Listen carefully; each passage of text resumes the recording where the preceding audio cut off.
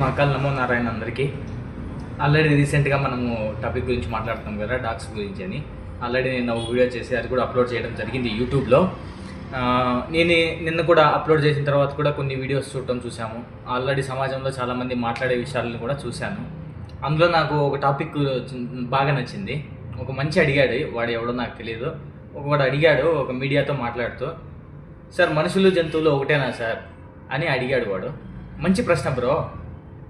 నేను నిన్ను అడగాలనుకున్నాను, నిన్నే కాదు సొసైటీని అంతా అడుగుతాను. నేను కూడా ఒప్పుకున్నాను, మనుషులు జంతువులు ఒకటి కాదు. మనుషులు జంతువులు ఒకటి కాదు. మనిషి చెత్తనా కొడుకు, జంతువులే మంచివి. ఎందుకు ఈ మాట అంటున్నానంటే, చిన్న టాపిక్ చెప్తాను వినండి. మనుషులకి జంతువులకి తేడా ఏమిటో నేను చెప్తాను వినండి. ఇప్పుడు కుక్కలు అంటున్నారే, ఆల్రెడీ లాస్ట్ వీడియోలో మనం మాట్లాడాం. చూడు తమ్ముడు, ఎవరైనా కానీ నువ్వు గుడికి పోయినావంటే కాలభైరవుడి దగ్గర కుక్క ఉంటుంది, అది భైరవ్.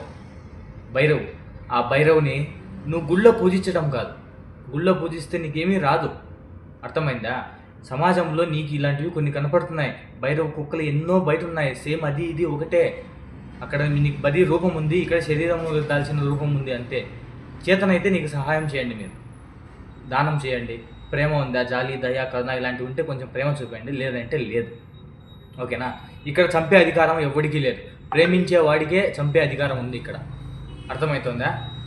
ప్రేమించే వాడికి మాత్రమే, ఎవడైతే ప్రకృతిని ప్రేమిస్తాడో, పశుపక్షుల్ని ప్రేమిస్తాడో, ప్రతి దానిలోనూ పరమాత్మని చూస్తాడో వాడికి మాత్రమే చంపే హక్కు ఉంది. నీకు నాకు ఇక్కడ ఎవ్వడికి లేదు. ఈ భూమి పైన నువ్వు బతికేదానికి, మనం బతికేదానికి ఎంత హక్కు ఉందో మనకన్నా 1000 రెట్లు జంతువులకు, పశుపక్షులకు, ప్రకృతికి ఉంది. నేను పదే ఇంతగా ఎందుకు చెప్తున్నానంటే, ఇప్పుడు మనుషులకు మనకు తేడా, వాటికి తేడా చెప్తాను. మనుషులు జంతువులు ఒకటే అన్నావు కదా, ఒకటి కాదు తమ్ముడు, ఒకటి కాదు. వాటితో మనం పోల్చుకోకూడదు, వాటి విలువలతో మన విలువల్ని పోల్చుకోకూడదు.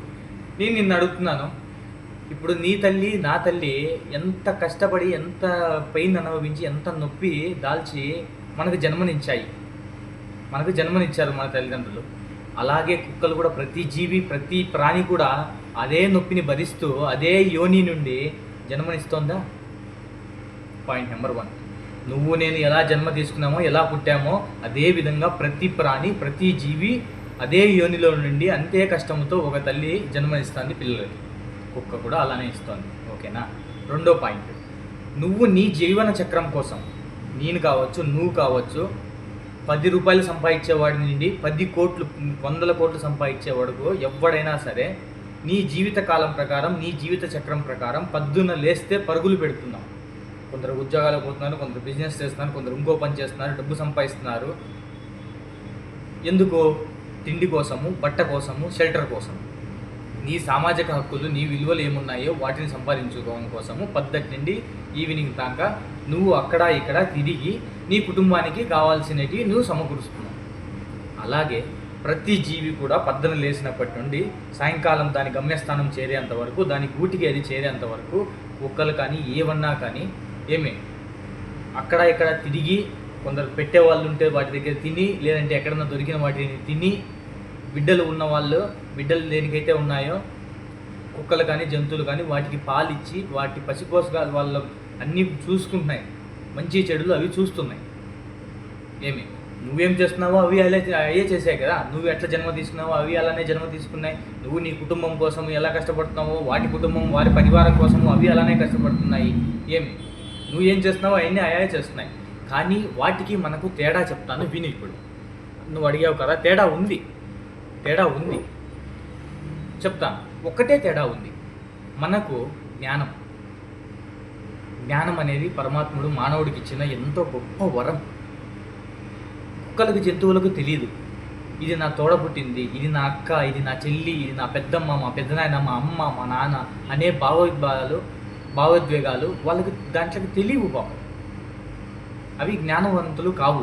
అందుకే వేటితో పడితే వాటితో సెక్స్ చేస్తాయి, ఎక్కడ పడితే అక్కడ సెక్స్ చేస్తాయి. అర్థమైందా? కానీ మనం మానవులము కాబట్టి, మనకు భగవంతుడు పరమాత్ముడు జ్ఞానం ఇచ్చాడు కాబట్టి, మనకు అమ్మ, నాన్న, అక్క, చెల్లి, అన్న, తమ్ముడు అనే బంధుత్వాలు, భావోద్వేగాలు ఇవన్నీ మనకు తెలుసు కాబట్టి మనం అలా ప్రవర్తించాం. అర్థమైందా? ఇది మాత్రమే తేడా. ఇది మాత్రమే తేడా. వాటిలో ఉన్న గుణాలు మానవుడిలో లేనేటివి కూడా చెప్తాను మీరు. ఇప్పుడు ఇంత మాట్లాడావే, మనుషులు ఒకటేనా కుక్కలు ఒకటే అన్నా, కుక్కకు విశ్వాసం. నువ్వు పట్టెడు అన్నం పెడితే అది చచ్చేంతవరకు నీ యందు విశ్వాసం చూపించి బతుకుతుంది. మనిషి బతుకుతున్నాడా? నువ్వు నేను బతకగలమా? వీడు 2 బీర్లు వేస్తే వాడు 4 బిర్యానీలు తినిపిస్తే వాడి దగ్గర ఉంటావు, వాడు 10 బిర్యానీలు తినిపిస్తే వాడి దగ్గరికి పోతావు. ఈ విశ్వాసం నీ దగ్గర ఉందా? జంతువులకు ఉంది. నమ్మకం.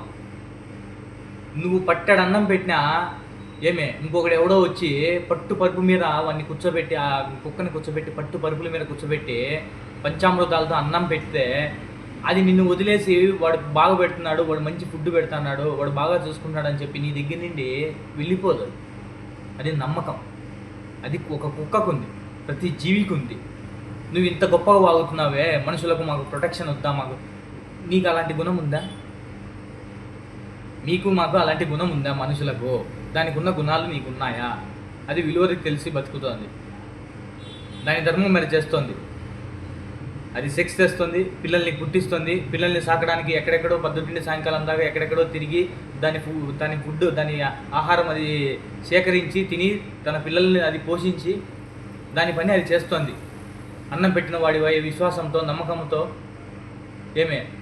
ప్రేమ, జాలి, దయ ఇవన్నీ చేస్తూ దాని వృత్తి కూడా అది చేస్తుంది. నువ్వు అన్నం పెడితే నీ కుక్కలకు నీ ఇంటి దగ్గరికి రాకుండా కాపలా కాస్తుంది నైట్. దాని పని అది అన్నీ చేస్తుంది. మరి నీకెందుకు అంత అహం? మనిషికి ఎందుకు అంత అహము? అంటే నువ్వే బతకాలనే రూల్ ఉంది ఈ భూమిపైన. నేను ఆల్రెడీ ప్రీవియస్ వీడియోలో చెప్పాను. చూడు తమ్ముడు, ఈ భూమిపైన ఫస్ట్ ప్రకృతి పుట్టింది. ప్రకృతి పుట్టిన తర్వాత పశుపక్షులు పుట్టాయి. వాటి తర్వాతనే మానవుడు పుట్టాడు. కాబట్టి మానవుడికి ఇక్కడ అంత హక్కు లేదు. నీ హక్కు ఎక్కడుంది తెలుసా? నీ కుటుంబం కోసం నువ్వు పోరాడు. నీ కుటుంబానికి ఏమైనా జరిగిందా? పోరాడు. అది కుక్కలతో ప్రకృతితో కాదు, ఎవరితోన్నా మనుషులతో ఏమైనా సమస్య వచ్చిందా? పోరాడు, కోర్టుకు పో, కేసులు వేయి, నీ హక్కు నువ్వు తెచ్చుకో. అర్థమైందా? ఎంతోమంది ఈ పొద్దు చూశాను నేను. ఆమె రష్మి గారు, she is also a dog lover. ఆమె కూడా కుక్కని ప్రేమికురాలు. ఆమె వచ్చి చెప్తోంది, మేము ఉన్నాము, మేము కూడా అడాప్షన్ చేస్తున్నాము. Even we're also adopting the dogs. కాకపోతే మా దగ్గర అంత స్తోమత లేదు, ఎవరో ఇచ్చిన దాంతో మేము వాటిని అన్నింటినీ సమకూర్చి వాటికి ఏం కావాలో అవి చూస్తున్నాము అని చెప్పాను.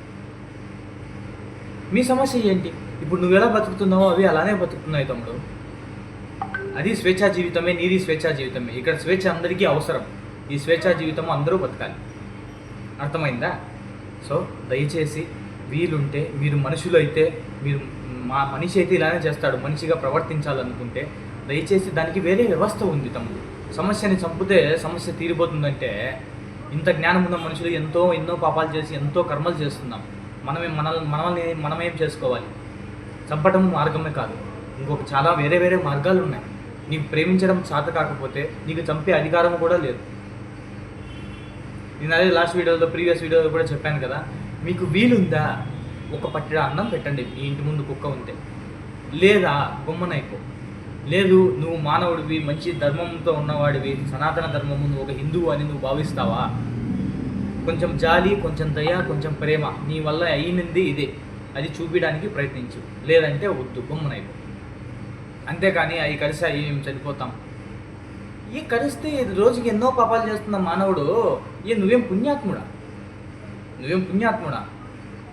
నువ్వేం రమణ మహర్షి, ఆదిశంకరాచార్యులు ఈ నక్షత్రంలో ఈ దీంట్లో పుట్టావా నువ్వు? మన జన్మనే నీచము. ఇంకా కర్మలు జరగకుండా ఏమవుతుంది? కర్మలు జరుగుతాయి తమ్ముడు. ఇది ప్రకృతి.